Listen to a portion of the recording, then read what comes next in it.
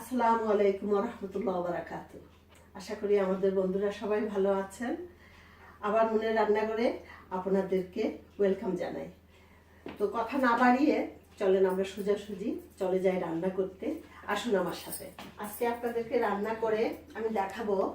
আসলে একজনের রিকোয়েস্ট ছিল যে আপা মূলা দিয়ে মাছ কিভাবে রান্না করা যায়, মাছটা যেন না ভাঙে। তো আজকে মূলা রান্না করব আমি। মাছটা হলো আইড় মাছ। চলেন এখন রান্না শুরু করি।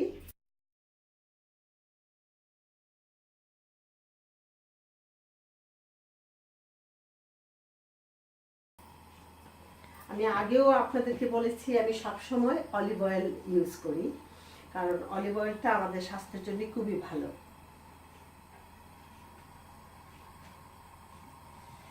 আর এখানে টেবিল স্পুনে 2 থেকে 3 চামচ হবে তেল দিলাম। অলিভ অয়েল যদি একটু বেশিও হয় কোনো ক্ষতি নাই। আমার তেলটা গরম হয়ে গিয়েছে, এখন আমি এইটাতে দিব রসুনটাকে আমি একটু কুচি কুচি করে নিয়েছি। রসুন কিন্তু আপনি যে কোনো কারিতে দিলে আমাদের ভালো হয়, হাতের জন্য তো খুবই ভালো। দেখুন তেলটা গরম হওয়ার পরে কিন্তু আমি রসুনটা দিয়েছি। একটু লাল হলে পরেই আমি কিন্তু পেঁয়াজ দিয়ে দিব।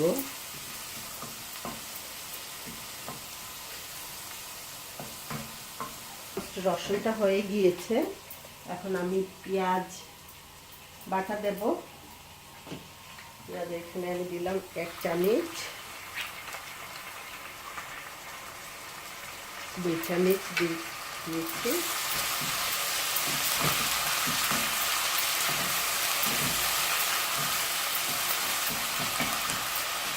আমার মনে হয় আর লাগবে না, তাও আছে একটু দিয়ে দিই। আর হাফ পেঁয়াজ বাটা দিলাম। মশলাটাকে পেঁয়াজ আর রসুনটাকে একটু ভাজবো, একটু সময়, জাস্ট 1 মিনিটের মতো। এই দেখেন মশলাটা কেন। এখন আমি দেব এখানে হলুদের গুঁড়ো হাফ টিস্পুন, হ্যাঁ হাফ, একটু উপরে, হাফ টিস্পুনের একটু উপরে দিবেন। হলুদই কিন্তু আমাদের কারিটার কালার সুন্দর করে। এখন আমি দিব, আমার এখানে কিন্তু জিরা আর ধনিয়া গুঁড়ো একসাথে, তো সেখানে আমি দিব পুরো 1 টিস্পুনে। আমি এটাই করে দিচ্ছি, আপনারা যদি মাপ চান তাহলে 4 চামচে 1 চামচ দেবেন, পুরো 1 চামচ দিয়ে দেবেন, কারণ এখানে দুটো জিনিস তো, জিরা আছে ধনিয়া আছে, এই কারণে আপনি টিস্পুনে পুরো 1 টিস্পুন দিয়ে দিবেন।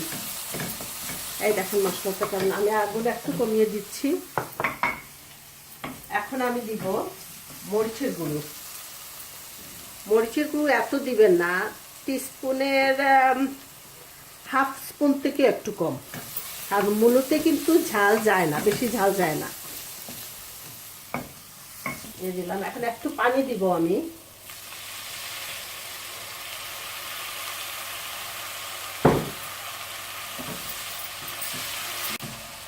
কেউ যদি একটু ঝাল খেতে চায়, লাল মরিচটা কম দিবেন।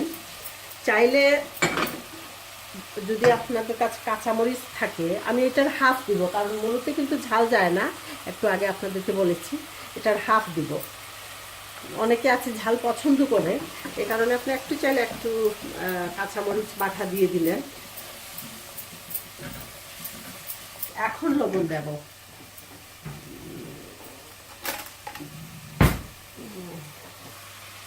লবণটা তো আপনি টেস্ট মতো দিবেন, আন্দাজ করে।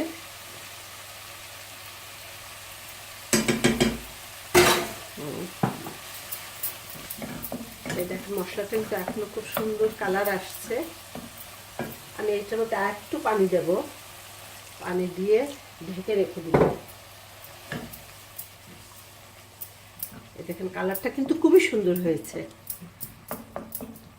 এখন আমি এটা কিছুক্ষণের জন্য 1 মিনিটের জন্য ঢেকে রেখে দিব। তো আমি একটা কথা বলতে চাই বন্ধুরা, একটু আগে আপনাদেরকে বলেছি যে এটায় ঝাল বেশি যায় না। হ্যাঁ, এটা সত্য, মূলত কিন্তু ঝাল যায় না। কিন্তু আপনি যদি চান একটু ঝাল খেতে, কাঁচামরিচ আমি আপনাকে সবসময় দেখিয়েছি, কাঁচামরিচকে ব্লান্ডারে কুটে টিউব করে করে আপনারা রেখে দিবেন, তাহলে হয় কি ইজি হয় আপনাদের জন্য। আমি সেই এরকম আমি রেখেছিলাম, ওইটার হাফটুকু আমি কারিতে দিয়েছি। এখন দেখি, এটা রেখে দিয়েছিলাম থেকে, এই দেখেন কালারটা এত সুন্দর এসেছে।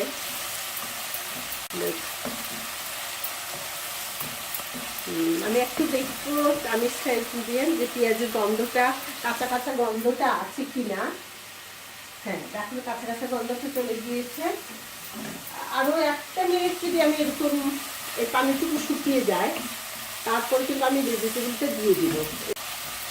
হ্যাঁ, হয়ে গিয়েছে।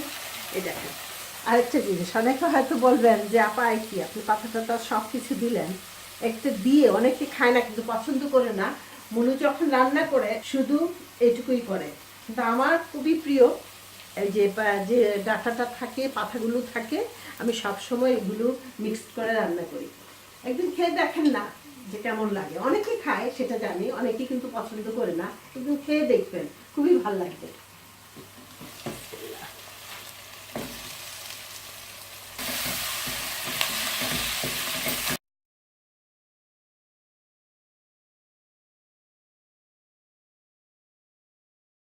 আবার দেখি কি হলো।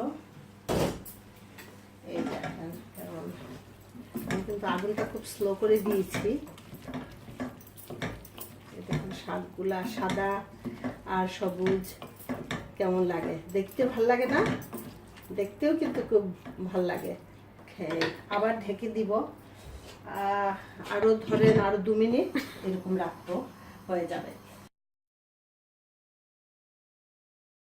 আবার দেখি কেমন হলো।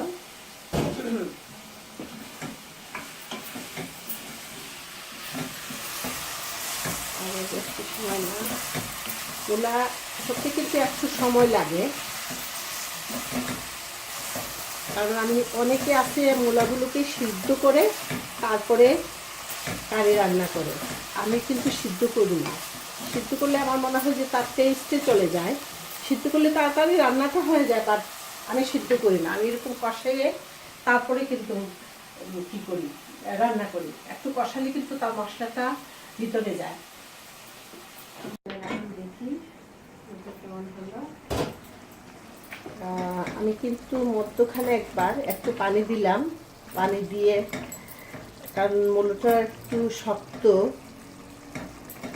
একটু পানি দিয়ে কষাইতে হচ্ছে।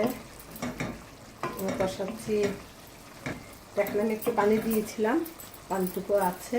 আমার তার 2-3 মিনিট এইভাবে আমি রেখে দিব, পরে আবার একটু নাড়াচাড়া করবো। আর যদি ভালো লেগে থাকে আজকে রান্নাটা আপনাদের কাছে, আমাকে কমেন্ট করবেন যে ওইটা এরকম ছিল বা ওইরকম করলে ভালো হতো। আমি খুব খুশি হব যদি আপনারা আমাকে বলেন যে কোথায় কোনো মিস্টেক বা কিছু হলো, বা আপনারা জানতে চান যে এটা অন্যরকম রান্না করলে কিভাবে হবে, যে কোনো কিছু যদি জানতে চান আমাকে মেসেজ করবেন। হ্যাঁ, এখন কিন্তু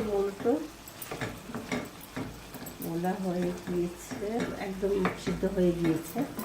এখন আমি মাছটা দিয়ে দিব। এরকম চিপে চিপে যদি দেন, তার পানিরটুকু চলে যাবে, পানিটা থাকবে না। এই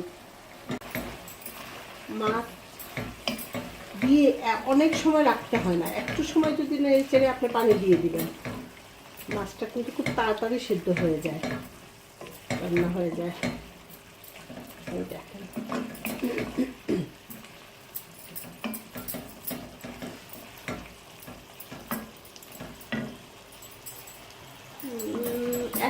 1 মিনিট চেয়েও কম আপনি মাছ দিয়ে নাড়াচাড়া করেই দিয়ে দিতে পারেন, পানির সমস্যা নাই, হয়ে যাবে। জাস্ট আমি মশলাটা আরও একটু ভালোভাবে ভিতরে, মাছের ভিতরে যাবে, সেই কারণে আমি একটু নাড়াচাড়া করতেছি। একটু আগুনটা বাড়িয়ে দিব, আমি আগুনটা বাড়িয়ে দিলাম। হ্যাঁ, মাছের এত গন্ধ নাই। আমি এখন পানি দিয়ে দিব। পানি আপনার আন্দাজ মতো, কেউ আছে একদম শুকনো শুকনো ভালো পায়, পছন্দ করে, কেউ আছে এত শুকনো পছন্দ করে না। সেটা আপনার উপরে, আপনি কিরকম ভালো পান না পান সেটা আপনার উপরে। একটু ঝুল ঝুল চাইলে ঝুল দেবেন, না চাইলে না। দেখেন আমার আমার কারিটা এই আমি এরকম ঝুল দিয়েছি। এই কারিটা আপনারা 3-4 জন তো ইজিলি খেতে পারবে, ইজিলি খেতে পারবে। হয়ে গেল। এখন আমি শুধু ফুল আগুন দিয়ে রেখে দিব। এখন আমি ফুল আগুনটা দিয়ে দিলাম। Another 2-3 minutes. আমি আপনাদেরকে বলেছিলাম 2-3 মিনিট পরে আবার আসছি। আমার মনে হয় আমি 4 মিনিট পরে আসলাম। এই দেখুন কারিটা কিন্তু অলমোস্ট হয়ে গিয়েছে। এখন যেটা করব সেটা হলো আমাদের সবার প্রিয়, খুব কম মানুষ ধনিয়া পাতা পছন্দ করে না, খুবই কম। আমি ধনিয়া পাতাটুকু দিয়ে দিলাম, দিয়ে একটু নাড়াচাড়া করব যেন মিক্সড হয় ভালো করে। দেখেন আমাদের মাছগুলোও কিন্তু ভালো ভাঙেনি। অনেকে এই কমপ্লেন করে থাকেন যে আপা আমার মাছটা ভেঙে যায়, কারণটা কি? আমি কিন্তু দেখেন আপনাদের সামনেই নাড়তেছি, খুবই ভালোভাবেই নাড়াচাড়া করতেছি। মাছটুকু দেখেন যেমন ছিল তেমন আছে, আস্তে আস্তে পিস ভাঙেনি। সেটা হলো আপনি কিভাবে নাড়তেছেন। মাছটাকে যদি মিডিল থেকে আপনি হুট করে মাছের মধ্যখানে নাড়া দেন তাহলে তো ভেঙে যাবে। তো নাড়া যখন আপনি নাড়বেন ভেজিটেবলটাকে মাছ দেওয়ার পরে খুবই একটু নরম হাতে নাড়াচাড়া করবেন। আমি আবার আরো 1 মিনিটের জন্য আমি রেখে দিলাম ধনিয়া পাতা দিয়ে। আমার মনে হয় 1 মিনিটে আমাদের হয়ে যাবে, আরো 1 মিনিট। আমাদের কারিটা হয়ে গিয়েছে, হ্যাঁ হয়ে গিয়েছে ইনশাল্লাহ, শেষ, ফিনিশ। আপনি চাইলে একটু চেখে দেখতে পারেন যে আপনার লবণটা হলো কিনা। আমার রান্নাটা হয়ে গিয়েছে। কারিটা কি ভালো করে নিশ্চয়ই দেখেছেন, কেমন কালারটাও কিন্তু খুব সুন্দর। এখন আমি আগুনটা মেরে দিলাম। তো বন্ধুরা কি করতে হবে? লাইক করতে হবে, শেয়ার করতে হবে, কমেন্ট দিতে হবে। আশা রাখবো আপনারাও যদি কিছু জানতে চান আমাকে জানাবেন, কমেন্ট করবেন যে আপা আমি এটা জানতে চাই, বা এটা বলবেন আমাকে। আমি যতটুকু পারি আপনাদেরকে রান্না করে দেখাবো। লাস্ট এগুলো আমি কুকিং করেছিলাম মনের রান্নাঘরে, সবাই কিন্তু খুব পছন্দ করেছে। একজন শুধু বলেছে যে আপা আমার বানানার সাথে যে কোকোনাট দিয়ে আপনি করেছিলেন পিঠাটা, সেটা একটু কেমন হয়ে গিয়েছে। তা আমার মনে হয় আপনি তেলটা গরম বেশি রেখেছিলেন, তাই বলে হয়নি। আবার চেষ্টা করেন, নিশ্চয়ই সুন্দর আমার যেরকম হয়েছিল আপনাদের হবে। তো আর আজকের মতো আপনাদের কাছ থেকে এখানে বিদায় নিব। ভুল ত্রুটি হলে মাফ করবেন। আবার আরো নতুন একটা কিছু নিয়ে আপনাদের সামনে আসবো।